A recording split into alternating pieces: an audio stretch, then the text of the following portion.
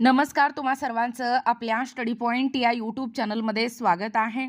तर राज्य कर्मचाऱ्यांच्या बाबतीत दिनांक 19/1/2026 रोजी 5 मोठे महत्त्वपूर्ण शासन निर्णय अर्थातच जी.आर. निर्गमित झालेला आहे।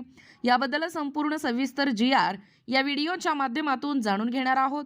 तत्पूर्वी तुम्ही जर आपल्या स्टडी पॉइंट या यूट्यूब चॅनलवरती जर नवीन असाल तर आपल्या या चॅनलला लगेचच लाईक आणि सबस्क्राईब करायला विसरू नका। चला तर मग वेळ वाया न घालवता 5 मोठे व महत्त्वपूर्ण शासन निर्णय ते या ठिकाणी आपण जाणून घेऊया। बघा, या ठिकाणी तुम्ही टायटल पाहू शकता। टायटल काय आहे बघा, राज्य कर्मचाऱ्यांच्या बाबतीत दिनांक 19/1/2026 रोजी 5 मोठे महत्त्वपूर्ण शासन निर्णय अर्थातच जी.आर. निर्गमित। बघा, 5 major important government decision G R. Issued on 19/1/2026 regarding state employees.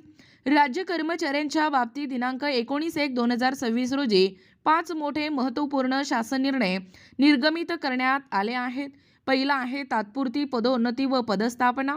Maharashtra शहरी प्रशासकीय सेवेतील मुख्य अधिकारी गट ब सहाय्यक आयुक्त गट ब संवर्गातून मुख्य अधिकारी गट अ सहाय्यक आयुक्त गट अ संवर्गात तात्पुरती पदोन्नती व पदस्थापनेबाबत नगर विकास विभागामार्फत दिनांक 19/1/2026 रोजी शासन निर्णय निर्गमित करण्यात आला आहे। दुसरा आहे वैद्यकीय चाचणीबाबत। अखिल भारतीय सेवा कार्य मूल्यांकन अहवाल नियम 2007 अनुसार भारतीय वन सेवेतील अधिकाऱ्यांच्या वैद्यकीय चाचण्याबाबत निर्णय निर्गमित करण्यात आलेला आहे। तिसरा आहे मानधन। विभागीय आपत्ती व्यवस्थापन समन्वयक व जिल्हा आपत्ती व्यवस्थापन अधिकारी या 42 पदांच्या मानधनासाठी निधी वितरित करण्याबाबत मंजुरी देण्यात आली आहे। चौथा आहे अनुकंपा नियुक्ती पुनर्जीवित। सार्वजनिक बांधकाम विभागाच्या अधिपत्याखालील स्थापत्य शाखा संधारित आकृतीबंधातील शिपाई व चौकीदार संवर्गातील पदे अनुकंपा नियुक्तीसाठी पुनर्जीवित करण्याबाबत मंजुरी देण्यात आली आहे। पाचवा आहे कृषी पदविभाग। सरकारी कर्मचारी इत्यादी कर्जे 200 घरबांधणी अग्रिमे करिता निधी वितरित करण्याबाबत मंजुरी देण्यात आली आहे। या संदर्भातील सविस्तर जी.आर. या ठिकाणी आपण पाहणार आहोत। बघा, तुमच्या समोर या ठिकाणी हे 5ही जी.आर. आहेत। जी.आर. थोडक्यात आढावा या ठिकाणी घेणार आहोत। पहिलं जी.आर. पाहू शकता। महाराष्ट्र शहरी प्रशासकीय सेवेतील मुख्य अधिकारी गट ब सहाय्यक आयुक्त गट ब संवर्गातून मुख्य अधिकारी गट अ सहाय्यक आयुक्त गट अ संवर्गात तात्पुरती पदोन्नती व पदस्थापनेबाबत महाराष्ट्र शासन नगर विकास विभाग। बघा, शासन आदेश काय सांगतोय, दिनांक 19 जानेवारी 2026 महाराष्ट्र शहरी प्रशासकीय सेवेतील मुख्य अधिकारी गट ब सहाय्यक आयुक्त गट ब या संवर्गातून मुख्य अधिकारी गट अ सहाय्यक आयुक्त गट अ यस 20 रुपये 56 100 177500 या संवर्गात खालील नमूद अधिकाऱ्यांना निव्वळ तात्पुरत्या स्वरूपात पदोन्नती देऊन त्यांना संदर्भाधीन अधिसूचनेच्या अनुषंगाने वाटप झालेल्या महसूल विभागांतर्गत त्यांच्या नावासमोर दर्शवलेल्या पदावर सक्षम प्राधिकरणाच्या मान्यतेने पदोन्नतीने पदस्थापना देण्यात येत आहे। अधिकाऱ्यांचे नाव, पदनाम, वाटप, महसूल विभाग, पदोन्नतीनंतरची पदस्थापना पाहू शकता। उपरोक्त पदोन्नती ही खालील अटीच्या अधीन राहून देण्यात येत आहे। माननीय सर्वोच्च न्यायालयात दाखल केलेल्या या विशेष अनुज्ञा याचिका क्रमांक 28-306/2017 म्हणजे 2017च्या अधीन राहून सामान्य प्रशासन विभाग क्रमांक पाहू शकता। शासन निर्णय दिनांक 7/5/2021 मधील तरतुदीनुसार या पदोन्नतीच्या कोट्यातील रिक्त पदांवर निव्वळ तात्पुरत्या स्वरूपात सेवा ज्येष्ठतेनुसार माननीय सर्वोच्च न्यायालयाच्या निर्णयाच्या तसेच सामान्य प्रशासन विभाग शासन निर्णय दिनांक 7/5/2021 या संदर्भात माननीय उच्च न्यायालय मुंबई येथे दाखल असलेल्या न्यायालयीन निर्णयाच्या अधीन राहून सदर तात्पुरती पदोन्नती देण्यात येत आहे।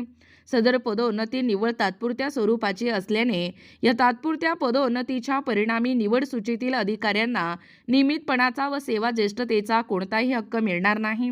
पदोन्नत अधिकाऱ्यांनी पदोन्नती नाकारल्यास सामान्य प्रशासन विभाग शासन निर्णय क्रमांक SRV 2015 प्रक 303 कार्य 12 दिनांक 12/9/2016 व अनुषंगिक शासन निर्णयामधील तरतुदीनुसार कार्यवाही करण्यात येईल। बघा, एकूणच संबंधित नियंत्रक अधिकाऱ्यांनी या पदोन्नत अधिकाऱ्यास तात्काळ कार्यमुक्त करावे आणि पदोन्नत अधिकाऱ्यांनी पदोन्नतीच्या पदावर रुजू होऊन तसा अनुपालन अहवाल शासनास या ठिकाणी सादर करावा। हे झालं पहिलं जी.आर. दुसरं जी.आर. देखील थोडक्यात पाहूया। अखिल भारतीय सेवा कार्य मूल्यांकन अहवाल नियम 2007 अनुसार भारतीय वनसेवेतील अधिकाऱ्यांच्या वैद्यकीय चाचण्यांबाबत महाराष्ट्र शासन महसूल व वन विभाग दिनांक आहे 19 जानेवारी 2026. बघा परिपत्र काय सांगतोय. अखिल भारतीय सेवा कार्य मूल्यांकन अहवाल नियम 2007 अनुसार भारतीय वनसेवेतील 40 वर्ष किंवा अधिक वय असलेल्या अधिकाऱ्यांनी विहित केलेल्या वैद्यकीय तपासण्या प्रतिवर्षी करून घेणे बंधनकारक असून केलेल्या वैद्यकीय तपासणीच्या अहवालाचा सारांश त्यांच्या वार्षिक कार्य मूल्यांकन या अहवालासोबत जोडणे आवश्यक आहे. सदर वैद्यकीय तपासण्या शासकीय व निमशासकीय रुग्णालयाकडून करण्याबरोबरच काही खाजगी रुग्णालयातूनही कार्यमूल्यांकन वर्षाकरिता दिनांक 27/1/2025 रोजीच्या शासन निर्णयान्वये खाजगी रुग्णालये निश्चित करण्यात आली आहेत. त्या अनुषंगाने सन 2025-26च्या कार्यमूल्यांकन वर्षाकरिता वैद्यकीय चाचण्या करण्याच्या अनुषंगाने कळवण्यात येते की दिनांक 1/4/2025 रोजी वयाची 40 वर्ष पूर्ण असलेल्या भारतीय वनसेवेतील अधिकाऱ्यांनी त्यांच्या वैद्यकीय तपासण्या दिनांक 1/1/2026 ते दिनांक 31/3/2026 या कालावधीत करून घ्याव्या. शासन निर्णय दिनांक 27/1/2025 मधील अन्य सर्व तरतुदी कायम राहतील. हे झालं दुसरं जी आर. त्यानंतर तिसरं जी आर तुम्ही या ठिकाणी पाहू शकता, तुमच्या समोर आहे. एकूणच विभागीय आपत्ती व्यवस्थापन समन्वयक, जिल्हा आपत्ती व्यवस्थापन अधिकारी या 42 पदांच्या मानधनासाठी निधी वितरित करण्याबाबतचा हा महत्त्वपूर्ण असा जी आर आहे. बघा जी आर मध्ये नेमकं काय देण्यात आलेलं आहे. प्रस्तावना. महाराष्ट्र राज्य आपत्ती व्यवस्थापन कार्यक्रमाच्या अंमलबजावणीसाठी विभागीय आपत्ती व्यवस्थापन समन्वय 6 पदे व जिल्हा आपत्ती व्यवस्थापन अधिकारी 36 पदे अशी एकूण 42 पदे हे कंत्राटी तत्वावर निर्माण करण्यात आली आहे. सदर 42 पदांना संदर्भाधीन शासन निर्णयान्वये दिनांक 2 सप्टेंबर 2025 ते दिनांक 31 डिसेंबर 2025 या 4 महिन्याच्या कालावधीसाठी मुदतवाढ देण्यात आलेली आहे.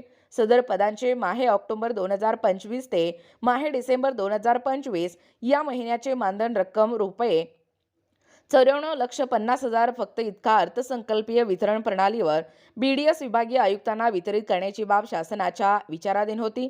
बघा शासन निर्णय काय सांगतोय. महाराष्ट्र राज्यात आपत्ती व्यवस्थापन कार्यक्रमाच्या अंमलबजावणीसाठी कंत्राटी तत्वावर निर्माण करण्यात आलेल्या आणि कार्यरत असलेल्या 6 विभागीय आपत्ती व्यवस्थापन समन्वयक व 36 जिल्हा आपत्ती व्यवस्थापन अधिकारी अशा एकूण 42 पदांचे प्रतिमाह 75,000 प्रमाणे याप्रमाणे माहे ऑक्टोबर 2025 ते माहे डिसेंबर 2025 या 3 महिन्याच्या कालावधीसाठीचे मानधन एकूण 94,50,000 इतके मानधन अर्थसंकल्पीय वितरण प्रणालीवर म्हणजे BDS विभागीय आयुक्त या ठिकाणी यांच्यामार्फत जिल्ह्यांना वितरित करण्यास मान्यता देण्यात येत आहे. त्यानंतरचा जी आर पाहू शकता. सार्वजनिक बांधकाम विभागाच्या अधिपत्याखालील स्थापत्य शाखा 34 संवर्गाच्या आतील पदांचा सुधारित संवर्गातील पदे अनुकंपा नियुक्तीसाठी पुनर्जीवित करण्याबाबत बघा प्रस्तावना थोडक्यात या ठिकाणी आपण जाणून घेऊया.